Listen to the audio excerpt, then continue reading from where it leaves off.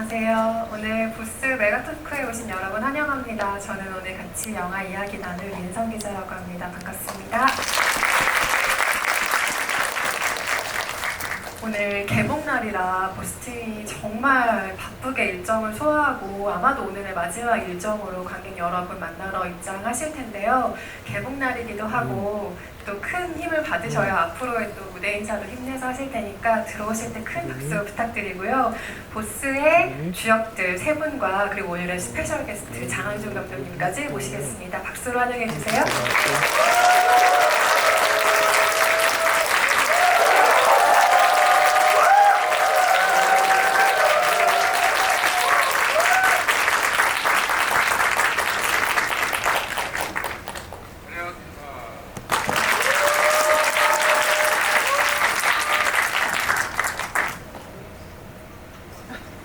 오늘 보스 일정이어가지고 제가 원래 이 자켓을 잘 안 입는데 이 자켓을 하루만 입을 수 있다면 오늘이다라는 마음으로 이렇게 어깨에 힘을 주고 왔더니 다들 어깨에 힘을 빼고 오셔가지고 제가 지금 약간 어깨가 민망해지긴 하지만 오늘 오신 관객 여러분들께 인사 한 말씀씩 먼저 부탁드리겠습니다. 감독님부터 해주실까요? 네. 네, 연출을 맡은 라이차입니다. 오늘 첫날인데요. 예, 연휴 첫날 이렇게 인사드리게 돼서 되게 반갑고 감사하고 떨립니다. 감사드립니다.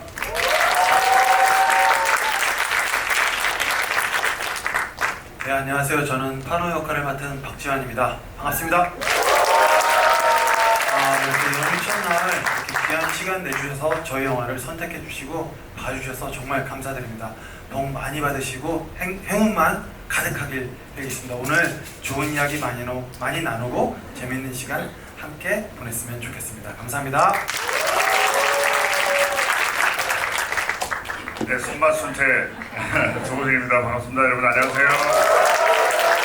네, 최대한 말을 줄이고 여러분들께서 많은 질문 하실 수 있게 해보도록 하겠습니다. 자, 바로 소개해드리겠습니다. 여러분, 세계적인 거장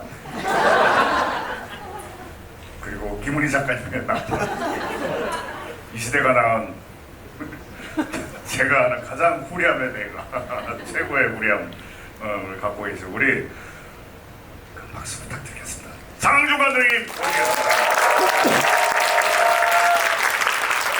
너무 거창하게 이 자리에서 유일하게 이 영화와 아무 상관이 없어요. 영화계 뽀로로 반갑습니다. 아니 거장부터 뽀로로까지를 누가 소화할 수 있단 말입니까? 정말 한국의 유일무이한 장항준 감독님과 함께하고 있고요. 아니 방금 관객들과 같이 영화 보셨어요. 근데 관객 여러분들 많이 아시겠지만 장항준 감독님이 이전에 라이터를 켜라라는 정말 훌륭한 작품으로 일찍이 이 장르에 먼저 획을 하나 그으셨거든요. 그 영화를 또 연출하신 감독으로서 이 영화를 보신 소감이 또 궁금해집니다. 이렇게 사실은 그때는 3, 4년 전이라서 제 데뷔작으로 찍었었고 오랜만에 이런 좀 이렇게 좀 액션, 코미디 액션 뭐 이런 장르가 등장한 것 같은데 이 관객들하고 같이 보니까 확실히 시사회보다 분위기가 훨씬 좋은 것 같아요. 저는 시사회는 안 와봤는데 보통의 시사회는 이제 기자분들, 평론가분들이 눈에 불을 켜고 특히 코미디는 그분들이 보시면 안 돼요. 억울합니다. 네. 억울하지만. 그래요? 네. 근데 그 관객분들하고 진짜 막 웃으면서 너무 즐겁게 본 것 같아서 굉장히 기분 좋았어요. 그리고 뒤쪽에 이게 분량적으로는 코미디 영화라고 봐야겠지만은 사실은 배우들이 촬영한 분량적으로는 액션 영화다. 이렇게 액션이 많은 코미디 영화가 있었나? 뭐 이런 생각이 들 정도로 재밌게 봤습니다. 여러 가지 면에서. 저는 영화 보고 딱 처음 들었던 인상이 명절 단골 장르의 굉장히 유쾌한 변형이다라는 인상을 받았고 코믹 액션이라는 점에서는 제 세대만 해도 명절엔 성룡 이런 공식이 또 있었다 보니까 좀 그런 류의 코믹 액션 활극을 기대하시는 분들에게 좀 새롭게 찾아온 2020년대 영화가 아닌가라는 생각이 들기도 했는데요. 사실 코믹 누아르라는 장르 자체가 2000년대 초반만 해도 한국 영화 업계 안에서 거의 명절 특수를 노리다시피 찾아온 반가운 1년에 한 번씩 찾아온 손님 같은 장르였는데 보스는 이 장르를 요즘 관객들과 새롭게 만날 수 있도록 조금 짙은 설정의 작품이라고 봤거든요. 2020년대에 맞게 이 장르가 좀 어떻게 바뀌었다고 보셨는지 장우정 감독님께 추가로 또 여쭤봅니다. 일단은 제가 영화 안에서 제일 좋아했던 부분은 뭐 장르적으로는 코미디 장르가 후반부에 막 폭풍처럼 몰아치는 것들이 너무 재밌었는데 저는 마지막에 이 수태가 나가면서 밥하러 간다 하는 부분이 사실 이 영화의 가장 큰 미덕이 아니었을까. 네. 그러니까 여기 계속 그런 것 언급들이 나오잖아요. 이렇게 이 황호슬 씨하고 또 미미라는 딸도 있고 그분들도 가족이고 여기 이제 이 조직 안에서 있는 사람들도 다 식구들, 네, 식구들이라는 건 결국 밥을 같이 먹는 사람들이라는 뜻인데 그런 면에서 굉장히 그 부분이 좋았고 질문이 뭐였어요? 얘기하다 까먹을 수 있잖아요. 그럴 수 있죠. 2000년대 초반의 이 장르와 비교하면 좀 어떤 점이 달라졌다고 느껴지시는지. 사실은 기술적으로는 훨씬 깔끔해진 것 같아요. 기술적으로 훨씬 깔끔해지고 좀 군더더기가 없어졌다고 해야 되나? 그때 2000년대 초반의 영화는 다 필름으로 찍고 이래가지고 후반 작업 과정도 사실 상당히 어렵고 그리고 제작 과정도 좀 힘들었었고 좀 여러 가지 좀 실수들이 좀 많이 있었는데 영화들이 확실히 2000년대 20년대죠. 그 영화답게 현대 영화답게 아주 깔끔하고 아주 음악적인 것들도 굉장히 잘 조율이 돼 있는 것 같다 그런 인상을 받았습니다.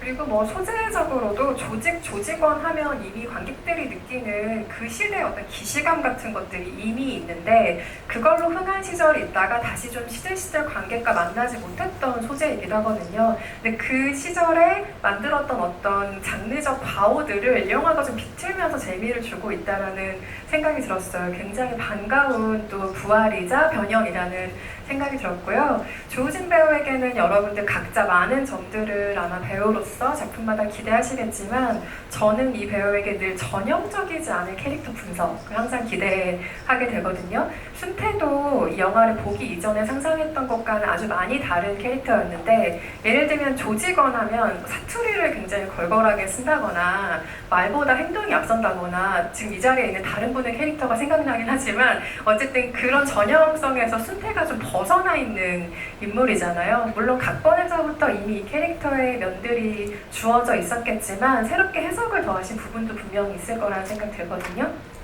일단 친근함이 굉장히 중요할 거라는 생각이 들었었어요.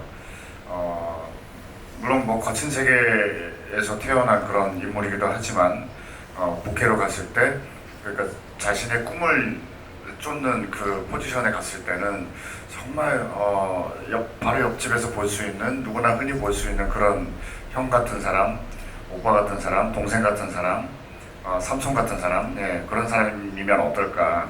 그런 것들이 본캐와 부캐 정체성 사이에서 혼란을 겪는 인물로서의 아이러니함이 그런 친근한 이미지에서 피어나온다면 더 설득력이 생기지 않을까라는 생각이 들었었고요. 그래서 톤도 뭐 어떨 때는 너무 막 무겁게 잡지도 않았고 너무 가볍게 잡지도 않았고 어떻게 보면은 좀 나름대로는 톤에 대해서는 감독님하고 계속 상의하면서 저울질을 했었고요. 그 또한 저 나름대로 처음 얘기하는 거지만 줄타기 하는 그런 느낌이 좀 있었습니다. 네, 이게 과연 설득력을 가지기 위해서 좀 어떻게 톤을 좀 무겁게 가야 될까요? 아니면 좀 살짝 농담하듯이 해야 될까요? 뭐 이런 부분들을 대사 하나하나 감독님과 상의해가면서 그렇게 작업을 했었던 것 같아요. 네, 저한테는 제일 중요한 코드는 친근함이었습니다. 네. 친근함과 그 밸런스를 조율하는 과정이라는 이야기 들려주셨고요. 반면 박지현 배우가 연기한 파노의 경우에 이 영화의 대사 중에 요새 누가 이런 거 하냐 뭐 이런 대사가 있잖아요. 거기서 이런 거를 전부 담당하는 캐릭터가 아닐까라는 생각으로 봤는데 그 배우에게 아무래도 개성 강한 코미디를 선보일 기회들이 좀 요 몇 년간 잇따라 있었다 보니까 배우에게는 그래도 각각 다른 작품에서 좀 캐릭터의 차별화를 두는 게 큰 숙제였을 있을 것 같아요. 그래서 파노를 연기하면서 덧대본 디테일이 분명히 있으실 텐데 저는 그 중에 하나로 짐작했던 게 대사 호흡이었거든요. 무슨 얘기냐면 여기서 누가 안 그냐 파노야 라는 얘기를 할 때 끝나기도 전에 난 다 좋아 이렇게 말하는 캐릭터의 모습을 보고 아 성격이 진짜 급한 캐릭터구나 라는 걸 감지할 수 있다거나 그래서 배우가 이 캐릭터의 어떤 디테일을 또 덧대셨을까 하는 것도 궁금하게 됐습니다. 뭐 덧댔다기보다 그냥 저는 이 친구를 봤을 때 좀 미성숙한 존재라고 좀 봤어요. 그러니까 아직 덜 자라고 뭐 철이 없고 이런 예쁜 얘기가 아니라 미성숙하고 아주 전형적이고 그냥 눈에 정말 새롭게 창작하지 않아도 그냥 정말 전형성을 띈 인물이어서 처음에 감독님하고 얘기할 때도 감독님 이게 재밌는 사람이에요. 코미디를 해야 되는 거예요. 어떻게 해야 되는 거예요? 라고 했을 때 감독님은 너무 코미디를 하지 않았으면 좋겠다라고 저한테 처음에 양대창 집에서 얘기하시더라고요. 근데 그렇다면 너무 진지하지도 않을까요? 그러니까 또 그럴 필요도 없다라고 또 이야기를 하시길래 아 굉장히 이 안에서 욕망 강하고 본인의 어떤 미성숙함 자체가 그냥 직진하는 이런 과정. 그러니까 사실 생각의 유통 경로가 별로 없죠. 그래서 즉발적이고 즉각적인 사고방식을 가진 아마 지금 뒤에 1,000만 원을 벌 수 있는 게 있어도 지금 당장 10만 원 게임에 목숨을 걸 만한 그런 생각의 과정을 거치는 사람이다라고 덧댄 생각을 좀 더 제가 일갈하면서 그 역할을 풀어갔던 것 같아요.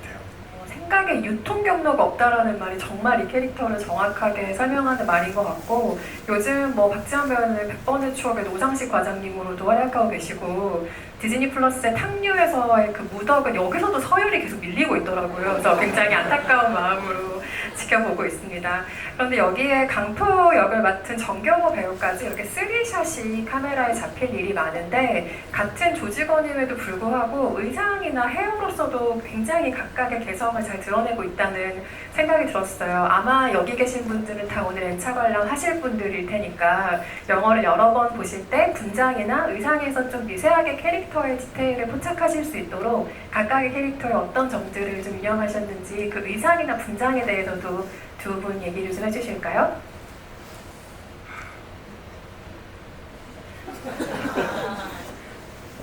넘어갈까요? 저는 의상 분장이라고 하니까 그 외형이라고 그냥 묶어서 얘기하겠습니다. 예. 외형이 좀 조금씩 변하고 있다라는 걸 느끼신 분도 계실 거예요. 아마 제가 하얼빈 때 한 59kg, 60kg 몸무게였는데 그 작품이 끝나고 거의 바로 합류했거든요. 그래서 초반 장면 보면은 굉장히 날씬합니다. 그러다가 점점 이제 갈등이 고조되고 선거도 치르고 끝장전 치르고 하다 보면은 내가 점점 이제 얼굴이 좋아져요. 네, 그런 부분에 어떤 변화가 있지 않았나. 전혀 의도치 않았고요. 네, 너무 안 먹고 생활하다 보니까 또 액션도 많고 하다 보니 열심히 운동하고 먹다 보니까 네, 얼굴이 조금씩 달라지는 거는 느껴졌을 겁니다. 맨 마지막 부분 보면은 어떤 분은 시사회 때 뒤풀이 때 그런 말씀도 하시더라고요.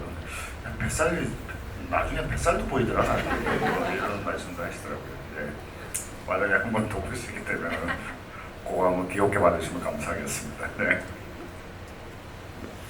저는 올드함과 클래식을 유지하려는 패턴을 계속 가졌었어요. 왜냐면 미성숙한 존재이기 때문에 뭔가 시대의 변해서 부응하려고 하는 자기 꿈을 찾고 뭐 중식에 빠져서 여전히 식구를 먹여 살리고 있지만 많은 자기의 동생들을 먹여 살리는 거지만 저는 무조건 전쟁하고 이겨야 되는 그 시대를 못 벗어난 지금 와서도 그래서 의상이라든가 헤어가 부담스러울 정도로 과거에 묶여있는 인물이라서 계속 더 그때쯤이면 세련되어지는 게 아니라 더 과감해지고 과해지는 듯한 느낌의 분장과 의상을 계속 받았던 것 같아요. 거기서도 또 힌트를 얻었던 거죠. 다른 사람들은 뭐 순태는 편안한 복장의 어떤 이런 것들이 있고 강표도 그런 복장이 있다가 춤에 빠져서 되게 무슨 새들 보면 화려한 새들 있잖아요. 그렇게 자기의 꿈을 갖는데 저는 계속 더 뭔가 왕권에 도전하는 그 미성숙한 옛날 사람이 계속 의상을 입히더라고요. 그때 아, 이 사람은 변하지 않는구나 라는 것들을 좀 생각하면서 그냥 입었던 것 같아요. 네. 영화 보시면서 아마도 가장 많이 궁금해하셨을 만한 것이 왜 하필 순태 분야가 중식일까? 저도 영화 보면서 여러 가지 추리를 해봤는데 불도 막 써야 되고 주방 풍경이 아무래도 좀 화려해 보이잖아요. 뭐 이런 장점도 있었을 것 같고 또 이 가게에 배달을 담당하는 직원이 반드시 있어야 한다라는 어떤 그게 설정상의 필요도 중식이 잘 맞긴 한데 감독님께 그 이유도 한번 여쭤보죠. 왜 하필 중식을 하는 사람이었을까요? 제가 짜장면을 좋아합니다. 예, 원래 그게 가장 큰 이유이기는 한데요. 그 처음에 순태는 이 조직원이잖아요. 그래서 뭐 고깃집을 하자, 뭐 칼국수를 하자, 여러 가지 막 자기가 좋아하는 것들을 막 어떤 의견들이 있었는데 결국 제가 좋아하는 걸 했고요. 그런데 이제 기자님 말씀하셨던 것처럼 태규가 좀 저는 중요했어요. 태규 캐릭터를 만들면서 원래 언더커버 역할이 그렇게 크진 않았는데 원래 초반 했을 때는 산호 쪽에 태규가 들어가는 거였습니다. 언더커버로. 그런 설정이었다가 이제 순태 쪽으로 좀 제가 시나리오화하면서 배달원 좀 시대 뒤처 지금 현재 뭐 배달 이런 거하고는 맞진 않지만 좀 매칭해서 그러다 보니까 좀 중국집으로 선택을 했던 것 같습니다. 네, 장항준 감독님은 이 두 배우의 가장 좀 탁월했던 순간으로 어떤 장면 꼽으실지 궁금한데요. 관객도 배우들을 유심히 보지만 사실 저는 배우들의 연기를 가장 유심히 보는 사람들은 감독들이라고 생각하거든요. 그래서 어떤 지점에서 두 배우가 좀 영화 안에서 빛났다고 생각하시는지도 궁금하고 만약 나와 함께 코미디 영화를 이 두 배우가 찍는다. 그럼 이런 성격의 캐릭터를 한번 맡겨보고 싶다는 생각이 혹시 지금 드시는 게 있다면 그 말씀 부탁드리겠습니다. 일단은 두 분 다 너무 제가 좋아하고 또 친분이 있는 분들이라서 되게 여기서 와서 그런 걱정을 해서 아 영화가 재미없으면 어떡하지? 그런 걱정 하잖아요.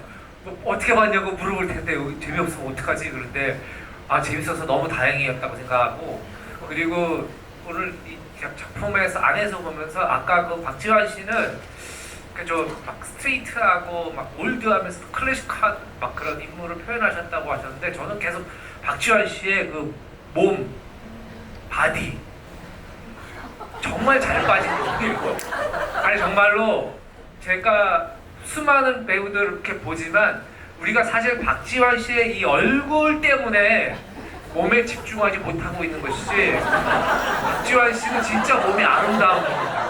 예.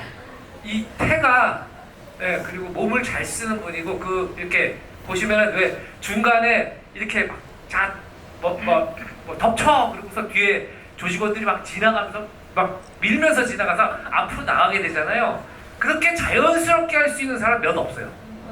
예, 카메라 앞으로 그렇게 자연스럽게 맞출 수 있는 사람도 별로 없고 그리고 서 있을 때 그 자세가 전 배우한테 가장 중요하다고 생각하거든요.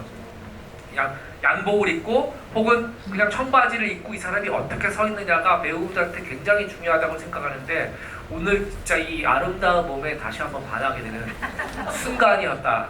뭐 이런 생각이 들었고 그 이번에 제가 봄에 찍었던 왕가 사는 남자에서 박지환 씨와 같이 작품을 했었어요. 그래서 끝나고 나서도 다음 것도 같이 하고 싶다 이렇게 얘기할 정도로 저는 호흡이 너무 잘 맞았고 네, 그리고 그 다음 걸 같이 하려면 제가 오늘 여기 왔었어야 되고 그리고 우리 조우진 씨 같은 경우에는 이렇게 그런 생각이 들어요. 만약에 배우들 중에 학자나 선생님이 있다면 이분이 아닐까? 네, 거기에 맞는 역할을 하실 분이 있다면 이분이 아닐까 하는 생각이 들었고 그 조우진 씨 같은 경우에는 우리가 느끼는 이분이 갖고 있는 진짜 조금 복합적인 아주 단면이 아닌 어떤 뭔가를 함의하고 있는 그런 어떤 부분들을 느껴서 많이 사랑받는 배우라고 생각이 드는데 이분하고는 사실은 조금 뭐 이분은 워낙 이것저것 다 해보셔가지고 좀 멜로 같은 걸 해보면 어떨까? 네. 이렇게 반응이 뜨거울 줄 그 정도인가요? 예. 아무튼 네. 좀 멜로 같은 거 되게 현실적인 멜로를 하기에 좋은 예예예. 아는 분들이 많이 왔나 봐요. 이상입니다. 예 예. 지금 오다나 가서 뭔가 쓰실 기세로 지금 이 반응들을 흡수하셨고요. 조우진 배우가 이 영화에 출연한다고 얘기를 들었을 때 어떤 액션을 보여주실까 굉장히 기대했는데 사실 그 진짜 보스다운 최종 액션은 요새 사마귀에서 보여주고 계시더라고요. 그리고 이 영화의 액션은 좀 독특하다라는 인상이 있었는데 아주 기억에 남는 장면 중에 하나가 그 빨간 헬멧을 쓰고 거의 직선으로 몸을 이렇게 날리는 장면일 텐데 엔드 크레딧 쿠키 영상에도 그 장면이 또 나오잖아요. 근데 거기서 다시를 계속 반복하는 장면들을 관객 여러분들도 보셨을 거예요. 그래서 정확하게 머릿속에 원하는 그림이 있으셨던 걸까? 이런 궁금증도 생기더라고요. 그 액션이든 연기든 제가 그 짧은 경험상 든 생각은 제가 어색하거나 제가 느껴도 조금 뭐라 그래야 되지? 어색하고 모양이 좀 안 나온 것 같고 아 이건 진짜가 아니고 어쩌다가 좀 삑살이라고도 하잖아요, 그죠? 근데 그런 부분이 조금이라도 있으면 저는 이제 다시 하려고 얘기했던 것 같아요. 특히나 이제 와이어를 달고 하다 보면은 자기 컨트롤도 중요하지만은 타이밍도 굉장히 중요하거든요. 그러니까 그게 진짜 어떻게 보면은 잘하는 것도 중요한데 호흡도 중요했기 때문에 그게 뭐라 그래야 되지? 어떻게 표현해야 되지? 아주 한 소금의 어떤 타이밍만 안 맞아도 예, 이제 제 몸 동작에 누가 보는 사람들이 그냥 괜찮아 그냥 무난해라고도 하시고 넘어가려고 했지만은 저는 이제 최대한 이왕이면은 완벽이라기보다는 좀 최대한 덜 어색한 동작을 좀 보여드릴 수 있으면 좋겠다라는 의지가 늘 있었기 때문에 액션뿐만이 아니라 연기도 저는 그렇게 하거든요. 하다가 감독님께서는 괜찮아 그냥 오케이라고 하셨는데 보기에 그렇다고 하면은 웬만하면 넘어가긴 하는데 예, 저는 좀 만족스럽지 않으면은 제가 어색하면은 잘하고 못하고의 문제가 아니고요. 제가 뭐 진심이 좀 덜 담겨져 있다거나 좀 조금 어색한 그런 느낌이 드는 무조건 다시 하려고 했었던 것 같아요. 네. 중요한 장면이지만 보셔서 아시겠지만 사실 배우가 이렇게 앞으로 날아가는 건 몇 초일 거예요. 정말 짧은 장면인데 현장을 경험하신 분들이야 워낙 잘 아시겠지만 정말 그 짧은 몇 초, 눈 깜빡하면 관객이 못 볼 수도 있는 그 장면 하나를 위해서 현장은 정말 치열하게 돌아갑니다. 그 마지막 엔드 크레딧 장면을 보고 다시 한번 그런 생각을 하기도 했고요. 박지현 배우 같은 경우는 핸섬 가이즈라는 걸출한 또 작품이 있었죠. 여기서 관객들이 거의 웃다 오열하는 사태가 영화관에서 막 벌어지는 작품이었는데 그 장면 중에 하나가 마이클 잭슨 춤동작을 흉내내는 그 좀비의 장면이었죠. 그런데 이게 시나리오 묘사에 전혀 없는 것이었다고 제가 감독님께 들었었거든요. 남 감독님께 들었었는데 움직임의 경우에는 감독님들이 그냥 전부 이 배우에게 맡기는 게 아닐까 하는 합리적인 의심을 제가 지금 하고 있거든요. 그래서 파노의 경우에는 여기서 사마귀도 아니고 이 뭐라고 해야 될까? 굉장히 특이한 몸동작을 보여주기도 하는데 이번 영화는 어떠셨어요? 움직임을 만들어낸 부분이 많으셨나요? 이 영화에서 그런 움직임도 사실은 되게 현장에서 그 마지막 액션씬 같은 경우는 그 우진이 형이 되게 많이 모든 배우들이 조단혁 배우들, 액션 배우들이 다 우진이 형한테 많이 기댄 것 같아요. 왜냐면 다 지치고 힘들고 그 한 씬 찍으려고 70명이 계속 매 테이크를 똑같이 움직여야 이 장면이 나오는데 그때 사실 우진이 형은 장부상이 있었음에도 불구하고 계속 다시 가자 한 번 더 해볼까? 계속 그렇게 갔는데 저도 사실은 액션 중간에 뭐 이런 자세는 사실은 없었어요. 근데 이렇게 지켜보다가 이쯤 돼서 이런 프리즈를 가져 들어가는 게 이런 어떤 예를 들어 제가 생각했을 때는 이건 되게 볼레로 같구나 라는 생각을 많이 했거든요. 이렇게 쌓여서 마지막에 꽃이 확 피는 볼레로 같은 장면이구나 싶어서 그런 특색을 잊지 않고 그러니까 제가 가져가는 것보다 계속 넣었어요. 그러니까 조미료를 조금씩 치고 나중에 그 샹들레에 올라갈 때 어떤 그 팡 하는 그 느낌의 단계만 잘 주고 가자. 그래서 그런 거에 신경을 좀 많이 썼던 것 같아요. 그리고 막 책상 위에서 춤을 추고 막 이런 것도 사실은 그냥 파노 만족한다 의자에 앉아서 이런 건데 감독님이 컷을 안 하시는 거예요. 그래서 근데 막 몸 안에서는 막 세레머니가 올라오기 시작하고 그래서 컷을 계속 안 하시길래 그냥 저도 모르게 있는데 올라와서 혼자 제가 춤을 추고 있더라고요. 그런 감독님 그럼 이거 찍자 그래갖고 다시 만들어서 찍고 사실은 그런 움직임은 정해놓기도 하지만 현장에서 대부분 바뀌기 마련인 것 같아요. 감독님들 대부분이 배우 하는 걸 보고 힌트를 얻고 그걸 가만히 두지를 않으세요. 모든 감독님들은 변형을 항상 주시고 그러기 때문에 그런 순간들을 다 같이 만들었던 것 같아요. 네. 방금 말씀하신 것처럼 영화의 프로덕션 촬영 과정에 참여하는 작업이라는 게 사실 배우들에게는 각각의 하나의 조직을 만드는 과정이랑 비슷하구나라는 걸 이번 영화를 보면서 유독 생각을 더 많이 했는데 서로 챙기기도 해야 되고 함께 부대끼기도 해야 되고 그 기간만큼은 정말 식구가 되는 과정일 거예요. 그런 면에서 두 분에게 이 보스라는 작품이 현장을 조금 더 특별하게 생각하게 되는 영화이자 계기가 아니었을까 싶은데 각각 어떤 이야기 들려주실지 궁금합니다. 조우진 배우님 그리고 박지한 배우님. 이 현장이 저에게 어떤 현장이었나 네, 조금 더 쉽고 뭐 조직 이런 식의 의미를 더 많이 생각하게 되시지 않았을까?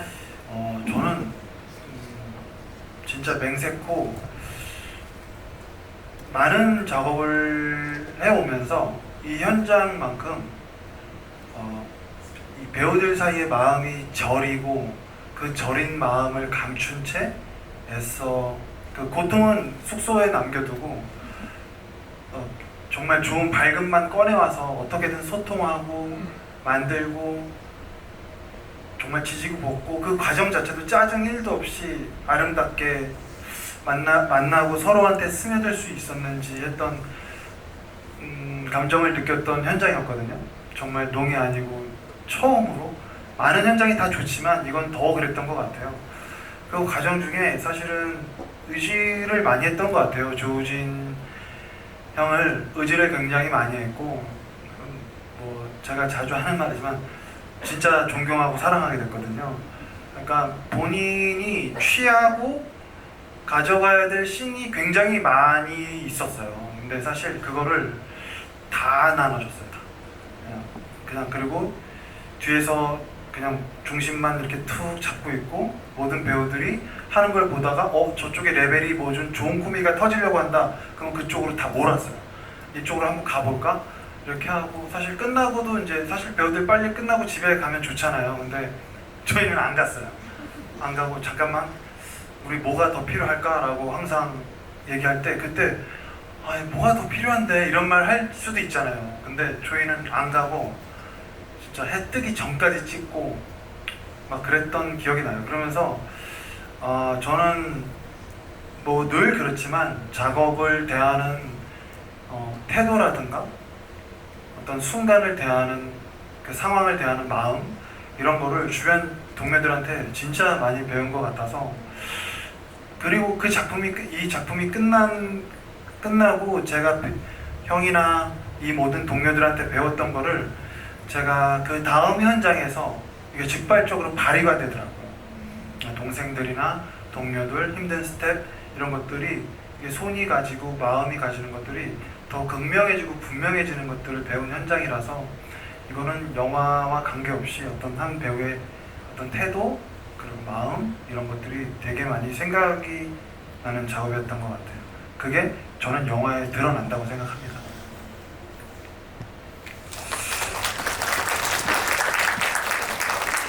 갑자기 어떤 하루가 생각이 나는데 저희 호텔에서 이제 마지막에 다 체포되고 엔딩 장면을 찍었잖아요. 다 찍고 나서 그때 시간이 한 새벽 3시인가 4시인가 서너 시 정도 됐었죠. 그러고 나서 그 호텔 앞은 주택가만 있는 아주 조용한 동네였거든요. 거기에 이제 그 편의점이 있었는데 파라솔 바깥에 깔아놓고 그래서 아침 해 뜰 때까지 같이 촬영 끝내놓고 다시 형이랑 막걸리 마시고 우리 지환 씨랑 경호 씨랑 규영 씨랑 다 같이 아침에 거기는 아침 쓰레기차 막 지나가고 그러지 않았어요? 그런 정말 정이 넘치는 그런 곳이었어요. 그때 딱 느꼈습니다. 이 작품은 이렇게 사람들끼리 같이 동료들끼리 정들면서 촬영을 했던 적이 있었나 싶을 정도로 너무나 사람이 이렇게 크게 남은 내 가슴 속에 동료들이 내 가슴 속에 크게 남은 그런 작품이지 않나라는 생각이 들었어요. 네네. 지금 그 여운이 지금까지도 사실은 오고 있습니다. 네, 그걸 동력으로 삼아서 사실 이제 홍보도 사실 많이 하고 있는데 그 동력으로 삼아서 열심히 달리고 있고요. 네, 어여쁜 여겨주시면 감사하겠습니다. 네. 말씀하신 것처럼 그 면과 그 마음이 영화 안에 드러난다고 생각해요. 보시는 분들에게 고스란히 전달될 거라고 생각하고요. 조우진 배우에게는 함께한 모든 동료들이 당연히 너무 소중하지만 여기서 발각되기 위해 특수훈련을 받은 것 같은 MZ 언더커버라고 본인을 소개하는 그 태교 역의 그 이규영 배우 같은 경우는 연극하던 시절부터 진짜 각별하게 지내던 사이라고 들었는데 영화에서 이렇게까지 긴밀하게 호흡을 맞춘 현장에서 딱 마주했을 때 그 감회가 굉장히 남다르셨을 것 같기도 해요. 저한테 그 규영 씨 팬분들한테는 미리 양해 좀 구하겠습니다. 저한테는 규영이는 아직도 애기 같아요. 네, 규영 씨가 그 동국대 영문영화과 졸업하기 직전에 첫 입봉 연극을 저랑 같이 했었거든요. 예, 규영 씨가 그때 25인가 그랬고 제가 29인가 그랬어요. 예, 대략 한 5, 6년 전에. 네, 진짜 엊그제 만난 사람처럼. 예.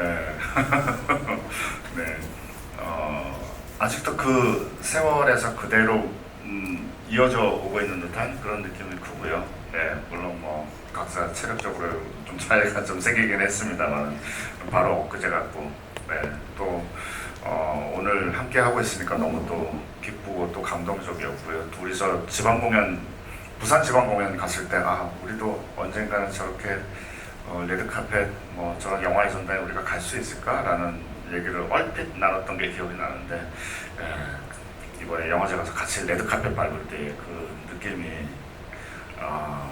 아주 뭉클하고 울컥했습니다. 네.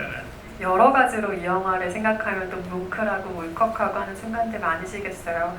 파노는 계속 넘버 3로 불리는 인물이잖아요. 이 넘버 3라는 건 사실 한국 영화에서 잊을 수 없는 워딩이죠. 그래서 이 설정도 그렇고 여기서 니들 꿈이 뭐냐 뭐 이런 대사도 나오는데 저는 이거를 초록물고기의 대사를 엄청 기억하고 있는 대사예요. 거기서 그 배태곤 형님, 그러니까 문성근 배우가 막둥이 한석규 씨한테 맨날 물어보고 넌 꿈이 뭐냐, 뭐 하고 싶냐 이런 걸 물어보는 게 약간 형님들의 워딩이 라고 해야 될까? 그래서 아마 감독님께서 각본 쓰실 때 기존 한국 영화에서 인상 깊었던 누아르 영화의 계보들 이런 것들을 좀 새롭게 해석해서 작품의 대사로 쓰고 싶으셨던 게 아닐까라는 생각도 조심스럽게 해봤는데요.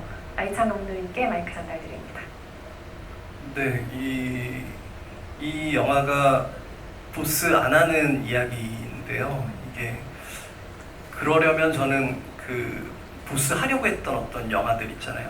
저희가 많이 동경했었고 어떻게 보면 즐겼었던 그런 느와르, 저도 넘버 3나 뭐 초록물고기 이런 것들이 저희 영화에 좀 짙게 깔리길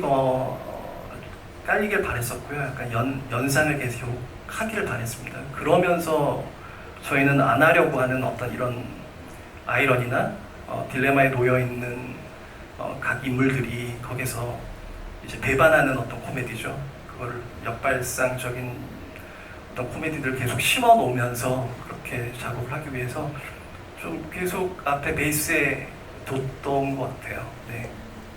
한편으로 저는 그 생각도 해봤어요. 이게 표면적으로는 단순히 나 보스하기 싫어, 팀 맡기 싫어 이런 이야기라서 이게 요즘 시대와 되게 잘 맞는 얘기다. 그러니까 파고 들어가면 조직 생활에 속해 있지만 조직보단 개인이 더 중요해를 사실 모든 인물들이 파노 빼고 외치고 있는 거잖아요. 그래서 어쩌면은 이게 장르 자체도 중요하지만 조직이 아니라 개인으로서의 꿈을 계속 쫓는 사람들이라는 점에서 요즘 세대가 굉장히 잘 공명하는 얘기라 생각도 들었는데 어쩌면 과거 세대가 아닌 감독님 자신의 세대가 좀 이런 세대라는 마음을 투영했을 것 같기도 하고 또 요즘 관객들을 생각하면서 이런 이야기를 떠올리셨을 것 같다는 짐작도 해봤습니다. 관련해서 혹시 들려주실 이야기가 있을까요? 네, 그러니까 저도 생각 좀 해도 되죠. 네, 그럼요. 네.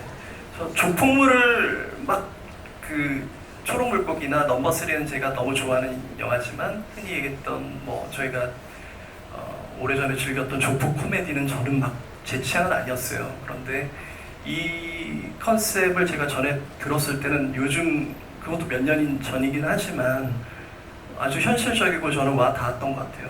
그 요즘 아주 개인이 어떤 꿈에 자기 꿈이나 이런 거에 대해서 몰입하고 관심을 두면서 나아가는 그게 저이기도 하고 뭐 제 여러 세대에서도 그게 가는 것 같은데 그게 좀 저는 설득력이 있었고 그 재미있게 느껴졌습니다. 그리고 이제 시나리오 쓰면서 파노는 사실 가장 순수한 인물이라고 저는 생각이 들었어요. 이 조직을 여전히 가치 있게 여기고 어떤 베네핏이 없어도 이 회사에 목숨 거는 이 파노를 아주 전형적이지만 되게 유니크하게 만들어줄 유일한 인물이 저는 박지현 배우라고 생각을 했기 때문에 그런 식으로 접근했던 것 같습니다. 장항준 감독님께 마지막으로 하나만 여쭤보고 객석으로 마이크를 넘기려고 하는데요. 영화 볼 때, 그러니까 특히 코미디 영화를 볼 때 관객들에게는 그것이 즐거움을 거의 보장하는 장르죠. 그러니까 웃고 싶을 때 코미디 영화를 본다는 공식이 있는데 영화를 쓰고 창작하는 사람들의 입장에서 코미디 영화가 매력적인 이유가 뭘까? 이런 게 가끔 궁금해질 때가 있어요. 영화를 만드는 과정에서 만드는 사람들이 느끼는 즐거움은 뭔가요? 그 사실은 뭐 다들 잘 아시겠지만 저뿐만 아니고 모든 감독님이나 모든 영화계 종사는 다 똑같이 이구동성을 얘기하는 게 가장 만들기 힘든 장르가 코미디. 사람을 우리가 TV 보면서 유튜브 보면서 쉽게 웃잖아요. 그건 돈 안 내서 그래요. 네. 근데 극장에 와서 돈을 지불했는데 날 웃겨봐. 못 웃겨? 그리고 혼자 텅 빈 영화관에서 웃을 수 있는 사람도 많지가 않아요. 그러니까 웃음은 다 전염되는 것들이고 그래서 코미디 장르는 수많은 코미디에 도전했다가 실패한 감독님들도 많고 서로 민망한 상황이 되기도 하고 그래서 코미디가 사실 진짜 훌륭한 코미디는 10년에 한 번 나올까 말까 우리가 아는 진짜 우리가 원 없이 웃고 진짜 재밌게 보는 영화는 그래서 그럴 정도로 만들기가 사실 쉽지 않은 영화인데 다만 뭐냐면 이게 어떤 순간에 먹히는 씬들이 나오잖아요. 시퀀스나 이런 것들이 나오게 되면 그 쾌감이랄까요? 즉각적으로 반응이 나와요. 예를 들면 액션을 보면서 막 야 죽여라 이런 사람은 없잖아요. 관객이. 근데 코미디는 자기도 모르게 재채기처럼 웃음이 나오거든요. 네, 그것들을 우리가 관객의 그 감정을 가장 체감할 수 있는 정말 훌륭한 장르라고 생각을 하는데 그만큼 구현하기는 힘들다. 그래서 어찌 보면 이런 코미디 영화들이 앞으로도 많은 장르들이 이렇게 코미디 장르가 더 좀 활성화돼서 고통과 걱정을 잊을 수 있는 극장 안에서 코미디의 원래 기능을 충실히 수행하면 좋겠다 그런 생각이 들었습니다. 너무 공감이 되는 말이 동시에 네, 끝까지 항변하고 싶은 거는 언론시사회에서 모두 일부러 웃지 않는 건 아닙니다, 여러분. 다시 한번 항변하고 싶고요. 보스 언론시사회 분위기 나쁘지 않았다라는 말씀을 드립니다. 객석으로 마이크를 넘기겠습니다. 질문 있으신 분 손 들어주시면 전달해 드릴 텐데요. 가장 먼저 드신 분께 드릴까요? 이쪽 사이드에 계신 저희가 선착순으로 미미로 개업 선물 박스를 선물로 드립니다. 네, 그 영화 잘 봤습니다. 빠르게 말씀드리겠습니다. 그 대수에게 사직서를 낸 날 순태가 담배를 던지지 않고 발로 살포시 비벼 끄는 디테일만으로도 순태의 캐릭터 해석을 다 하지 않았나 싶어서 그 부분이 되게 좋았고요. 그리고 목표가 꿈이 뭐냐라고 했을 때 오야붕 보스 짱깨라는 목표가 나오는데 그렇게 언어가 좀 다른 이유가 있는지도 궁금했고 강표가 매료된 게 파트너십이 중요한 탱고인데 이유가 있는지 강표가 2인 체제의 결속력이라면 순태는 밥이라는 매개로 다수를 포용하는 결속력을 표현한 건지 궁금했습니다. 그리고 시간만 허락이 된다면 죄송합니다. 조호진님 보러 왔는데요. 조호진님 성함으로 삼행시 한 번만 해도 될까요? 조우진 배우가 운을 띄워주시죠. 네. 좋은 날입니다, 한가위. 우리 다 같이 모인 김에 진짜 재미있는 보스 봅시다. 사랑해요.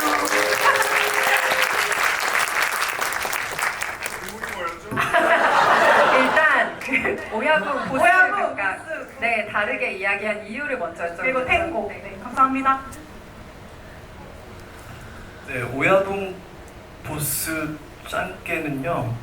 그게 과거 장면인데 원래는 아주 짧은 시나리오에 이렇게 표현이 있었어요. 근데 저는 이제 장 감독님 말씀하셨던 것처럼 액션실이 좀 많이 늘어났는데 앞부분도 그렇고요. 보스를 하려고 했던 그 하나의 꿈이었던 그 시절이 저는 좀 중요했어요. 안 하려고 하는 이야기를 하기 위해서. 그래서 그 보스나 뭐 오야붕이나 같은 의미를 얘기를 하지만 저는 순태가 어떻게 이야기할까를 생각을 하다가 짱깨가 보스란 어떤 의미를 담고 있다는 중국어에서 있다라는 좀 당돌하거나 조금은 유니크한 그런 그 키워드에서 아까 또 미미로 중식에 대한 것도 있었잖아요. 그렇게 연관성을 가지면서 하나의 꿈을 하나의 워딩으로 표현을 해보고 싶었던 것 같습니다. 네. 그리고 강표가 왜 탱고를 꿈꾸는지에 대한 질문을 주셨죠. 원래 설정은 피아노라고 얼핏 들은 것 같은데요. 네, 한 3년 정도 피아노였다가요. 네, 코로나 시절이 있었어요. 그래서 좀 정경호 배우가 제일 늦게 캐스팅이 된 배우였는데 좀 액티브하고 경호 씨의 그런 어떤 자유분방한 그런 느낌들을 더 표현하고자 제가 설득도 하고 좀 꼬셨던 것 같습니다. 예, 그렇게 됐습니다. 좋은 설득이었던 것 같습니다. 다음 질문 또 받아보겠습니다. 이번에는 조우진 배우께서 한번 지목해 주시겠어요?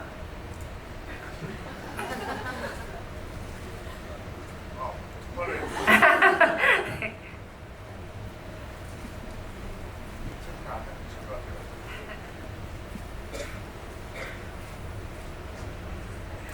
나이찬 감독님한테 질문 드리고 싶은데요.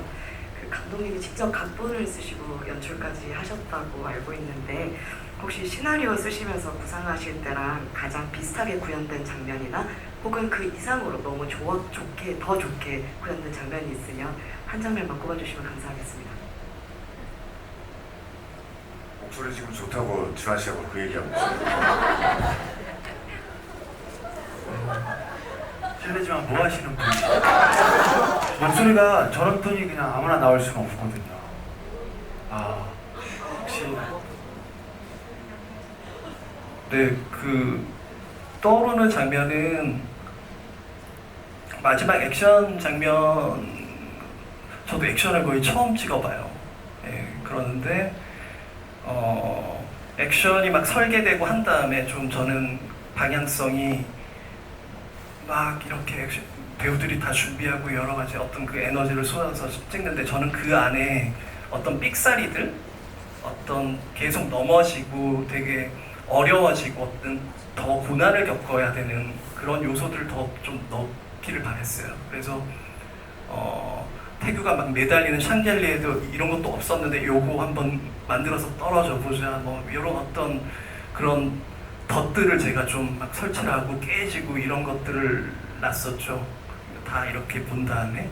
근데 그런 것들이 배우들이 들어가서 각기 캐릭터가 입이 된 상황에서 거기서 막 쏟아붓는 에너지로 하는데 저도 코미디를 찍으면서 웃은 기억은 부산영화제에서 불 꺼졌을 때 이제 한번 여러분 웃으실 때 한번 그거 말고는 몇 년 사이에 없는 것 같습니다. 예. 근데 그 장면 자체도 좀 저희 나름대로는 물론 코미디를 담기는 했지만 기억에 남는 것 같습니다. 아까 이야기들 들으니까요. 예, 감사합니다. 이번에는 박지환 배우가 한번 지목해 주시죠. 예. 두 팔 흔들기가 유행이 될 것 같은 예감. 네. 네, 우선 그 추석 연휴인데 이렇게 재밌는 영화 만들어주신 감독님께 우선 진심으로 감사하다는 말씀 드리고요. 영화를 보면서 생각한 게 있었는데 그 배우님들께서 이제 이 장면들을 찍으실 때 가장 기억에 남는 장면이 있으신지 우선 궁금하고, 그 다음에 그 추석 연휴다 보니까 이제 관객여러분들이 이제 극장을 많이 찾아오시잖아요. 오실 것 같은데 혹시 뭐 몇만 넘으면 뭐 이 공약을 하겠다 하는 그런 공약 이행은 있으신지 좀 궁금합니다. 우선 각각 기억에 남는 장면부터 꼽아줘 보실까요? 사실은 추억이란 게 똑같이 흘러가진 않더라고요. 오늘 떠오르는 장면이 다를 수 있고, 영화도 사실은 좋은 영화, 명장면 많은 영화들 보면은 복귀할 때마다 다른 장면들이 떠오르더라고요. 전 개인적으로. 예. 그래서 그 질문에 대한 건 굉장히 감사하고 소중하다라고 생각이 더 많이 드는 게, 그저께 지구이 때도 제가 또 다른 생각이 들었었고요. 네, 오늘은 또 장 감독님하고 얘기 나누다 보니까 저 또한 아까 그 마지막 장면 찍을 때가 참 생각이 났어요. 거의 이제 촬영 막바지에 찍었던 장면인데, 제가 이제 그 목장갑 털고 걸어 나오면서 뒤에서 뭐 형님 안녕하십시오 뭐 이렇게 하는데, 뭐라 그래야 되지? 순태로서도 그렇고 저로서도 그렇고 스스로 인간적으로도 그렇고 인간 좋으신으로서도 그렇고, 그 마지막 그 한마디가 토로처럼 이렇게 푹 튀어나오는 말이면 어떨까라는 생각이 들었거든요. 근데 그게 많은 테이크를 찍진 않았죠, 그죠? 첫 테이크에 그냥 한숨 쉬듯이 푹 나온 듯한 그런 기억이 있어서, 네, 그게 제일 기억에 남고, 두 번째 질문이 공약이라고 하셨죠. 지금은 솔직히 말씀드리면 공약 생각해 본 적이 없어요. 네, 영화 시장이 너무 좀 안 좋아져서, 그래서 제가 더 홍보를 더 열심히 했던 거거든요.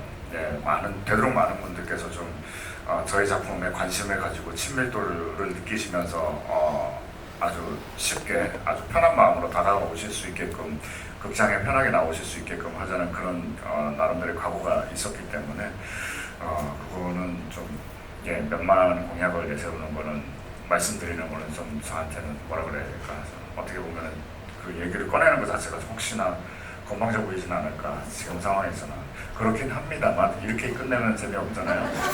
10,000원 극장 어떤 상영관에 매진이 됐다라는 거를 저희가 보다가 랜덤으로 찍어가지고 게릴라 무대 인사를 가려고 지금 저희가 계획을 하고 있어요.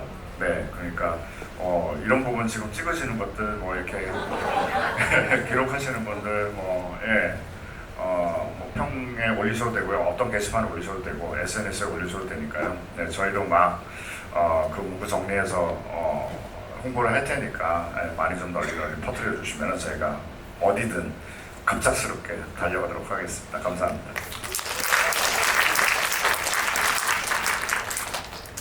좀 다른 얘기해도 되는 거죠? 저는 이 영화의 어떤 한 장면이 기억나기보단, 이 영화는 사실 되게 쉽지 않은 영화였어요. 많은 배우들이나 스태프, 현장의 모든 사람들이 각자의 믿지 않으실 수 있겠지만, 이 영화에 뭐 그렇게까지라고 생각할 수 있지만, 각자 말하지 못하는 난제들을 안고 현장에 다 모여서 긍정적 착각을 한 채 진심을 쏟아부었던 현장이거든요. 그리고 끝나고 밝게 인사를 하고 뒤돌아섰을 때 그 뒷모습들이 저는 굉장히 멋있었어요. 그 장면들이 매일 그 뒷모습들을 봤을 때 사랑하지 않을 수 없었죠. 저런 동료와 함께 현장에 있는다는 것, 그리고 적당히 하세요. 그리고 혼자가 아니라는 것. 제가 조진 형한테 처음 영화 시작하기 전에 이렇게 얘기했어요. 이제껏 해본 작품 중에 가장 어렵고 난해하고 풀기가 힘들다. 손도 시작도 스타트도 못하겠어요, 형. 도와주세요. 미칠 것 같아요. 라고 했더니 형이 그런 얘기 하시더라고요. 나도 그래. 근데 우리 다 함께잖아. 할 수 있을 거야. 해보자. 나도 이런 경험이 있어. 그때 선배들이 나한테 이렇게 얘기해 주셨는데 되더라 이렇게 얘기해 주셨어요. 그때부터 안 된다는 생각을 한 번도 갖지 않았던 것 같아요. 진짜 긍정적인 착각 상태에 진짜 제가 저를 없애버린 상태로 이건 무조건 좋아 라고 현장에 매일 임했던 것 같아요. 그러다 보니까 아까 얘기했던 그런 동료의 그런 현장에 이상한 공기가 생기기 시작했던 것 같아요. 저는 그 장면들이 기억에 남아요. 집에 갈 때 그 많은 말을 하지 않고 딱 돌아섰을 때 그 뒷모습들, 모든 사람의 뒷모습들, 그 장면들이 많이 생각이 납니다. 아니, 현장 분위기를 생각하면 분명히 시커먼데 굉장히 감성적이고 촉촉한 팀이었던 것 같은 생각을 지금 계속 하고 있고요. 조우준 배우가 아까 잠깐 그 게릴라 얘기도 해주셨는데 혹시 개인적으로 걸고 싶으신 흥행 공약 있으십니까? 한 영화에 출연을 한 배우가 영화가 사실 만족스럽던, 좋던, 좋지 않던 제가 어떻게 연기를 하고 우리가 어떻게 만들어도 관객분들은 보고 싶은 대로 보시는 분들인 거잖아요. 근데 저희 영화가 잘 되기만 한다면야 사실 못할 일이 뭐가 있어요. 정말 다 할 수 있습니다. 저는 저희 영화가 7천만 관객이 된다면 제가 모든 관객에게 1,000만 원씩 제가 생각을 해보겠습니다. 이거 제가 장담합니다. 7천만 관객이 되는 순간 저는 제가 가진 모든 은행 뮤지컬이든 뭐를 하던 오진영이랑 뱅크 오브 아메리카를 털든 말든 해서 7천만 원씩 제가 입금해 드리겠습니다.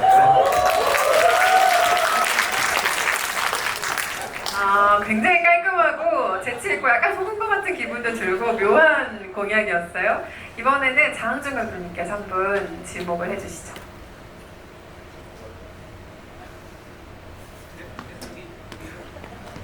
두 번째 줄, 네. 네, 안녕하세요. 네, N차 관람하면서 느낀 건데 파무랑 강표는 이제 어떤 전통성이라든가 누구의 아들이라는 이런 말로 전사가 조금 느껴지는데 나순태의 경우에는 전사가 잘 안 느껴지는 것 같아서 혹시 배우님이나 감독님이 생각하시는 이 인물의 전사나 아니면 과거가 있는지 궁금해서 이렇게 질문 드려봤습니다.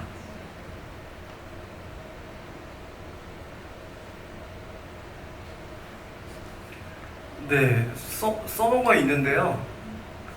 다 완전히 다 넉넉하게 표현되지는 않는 것 같아요. 지금 순태는 중국집을 하는, 그러니까 3대째 중국집을 하는 인물로 돼 있어요.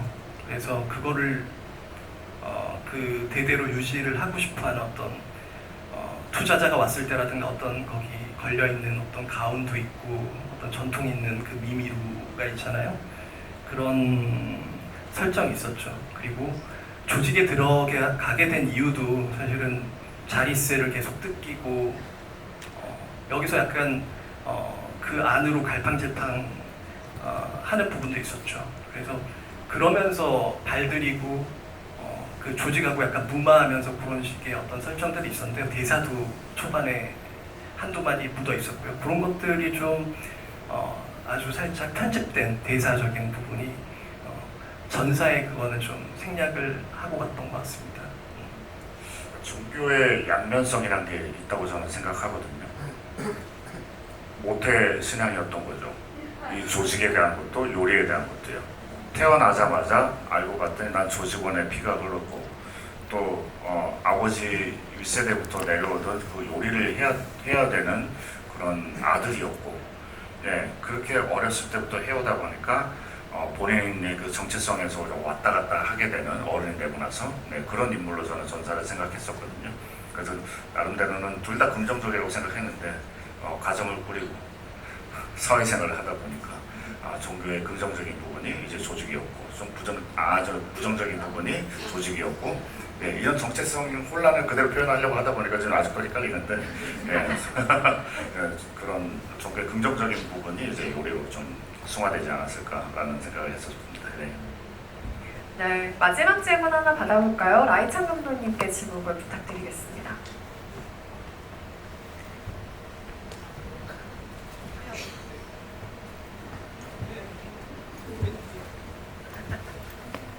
약간의 혼선이 있었습니다. 좀 뒤쪽에 계신 분인 것 같아요. 입으신 분이라. 하얀 옷 입으신 분이라고 하네요. 네. 네.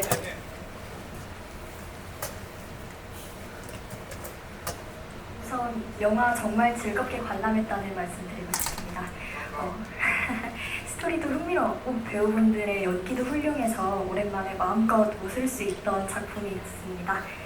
감독님께 여쭤보고 싶은 점이 있는데요. 순태, 강표, 판호 캐릭터가 싸울 때 사용하는 무기를 각각 어떻게 선정하게 되셨는지가 궁금합니다. 예를 들어서 순태는 요리를 하는 캐릭터라 칼을 요리할 때만 쓰고 싸울 때는 주먹을 쓴다는 그런 설정은 짐작할 수 있었지만 왜 하필 큰 타격을 주기 어려운 목장갑을 사용했는지가 궁금했고요. 또 강표가 처음에 목각이나 방망이 같은 무기를 사용한 이유, 판호의 경우 칼 같은 걸 이제 주무기로 사용하게 된 배경에도 뭔가 특별한 의도가 있었는지 궁금합니다. 가스통도 또 있고요. 네. 네, 어릴 적에 같은 식구, 뭐 현재도 그렇지만 그 하나의 꿈을 가졌던 다 식구고 형제잖아요. 그런데 일단 캐릭터가 저는 다 다르길 좀 바랬어요. 어떤 주특기 같은 거, 액션이나 어떤 기질 자체도 좀 그러기를 바랬는데 액션을 할 때 판호는 어떤 전형적이지만 되게 그 컨트롤 안 되는 어떤 에너지, 언제 터질지 모르는, 그래서 약간 가스통 초반에 그런 어떤 캐릭터를 잡고 갔었고요. 그리고 강표는 나중에 사실은 좀 약간 영감을 받은 것 같아요. 춤을 출 거라는 어떤 설정을 하다 보니 목검이나 이런 어떤 라인들, 그런 좀 액션이나 좀 가미를 해보자라는 것들이었어요. 그리고 순태가 가장 고민이었는데, 순태는 이제 칼을 요리를 할 때 사실은 칼을 써야 되고 이거를 사람 할 때는 좀 그런 느낌을 안 주고 싶었고요. 근데 맨손을 또 쓰는 것 자체가 조금은 손을 지킬 것 같아서 그 과거 미미루에 있는 목장갑, 그리고 저는 그 코팅되어 있는 게 약간 피범벅이 된 느낌처럼 보였는데 좀 더 어떤 컬러적으로 되게 그냥 일상적에서 발견할 수 있는 그거를 좀 컨택을 했던 것 같습니다. 네. 네, 모든 질문과 답변 감사드리고요. 미미루 개업 선물 박스를 못 받아서 너무 서운해하실 관객 여러분께 오늘 퇴출로에서 이 집이 곡간에서 이 집 난다고 곡간 오늘 다 털더라고요. 그래서 전원에게 키링미 굿즈 세트를 드린다고 하니까 퇴출하실 때 한 번씩 가져가시기 바라겠습니다. 네, 오늘 개봉일에 맞춰서 정말 특별한 날 관객 여러분들과 대화 나누셨는데요. 장항준 감독님부터 끝인사 한 말씀씩 부탁드리고 자리 마무리하겠습니다. 저도 저를 사랑합니다. 이렇게 좋은 분들, 그리고 좋은 감독님, 좋은 배우분들 같이 작품하신 영화 오늘 처음 보고 바로 얘기를 한다는 건 사실 굉장히 좀 영광스러운 일이었고, 그리고 아까 갑자기 그 질문 받았는데 대답을 하려다 까먹은 게 있는데, 이 박지환 씨하고 만약에 작품을 뭔가 한다면 전에 그 양익준 감독의 똑팔이라는 영화 있어요. 저는 그런 좀 날것의 것, 이런 것들을 하시면 되게 잘 어울리시지 않을까? 그리고 덕분에 이 야심한 밤에 이렇게 출출해지는 밤에 한국 영화 그 10년 내에 이렇게 짜장면 생각나는 영화가 있었나? 예, 정말 그 영화 잘 돼서 나중에 이제 짜파게티랑 제휴도 하고 그랬으면 좋겠습니다. 감사합니다.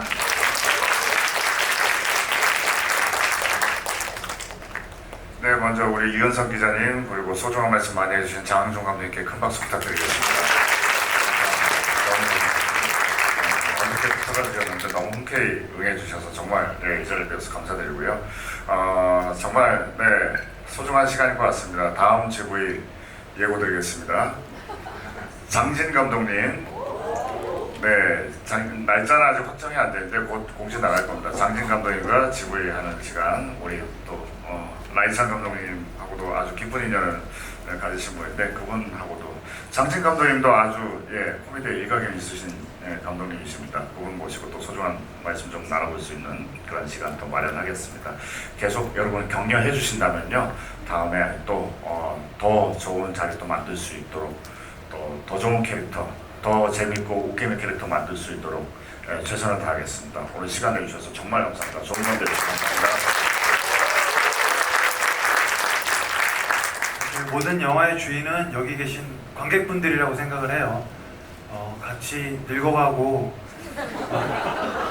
같이 세상을 끝낼 텐데, 그리고 제가 하는 작품, 우리가 하는 작품을 같이 동시에 즐기실 거잖아요. 앞으로도 많이 부탁드리고 영화를 더 많이 사랑해 주시고 찾아주셨으면 감사하겠습니다. 사랑합니다. 네, 연휴 첫날 이렇게 긴 시간 동안 함께 해주셔서 너무 감사드리고요. 예, 부족하지만 좀 입소문 좀 부탁드리고요. 그리고 네, 장항준 감독님 사랑합니다.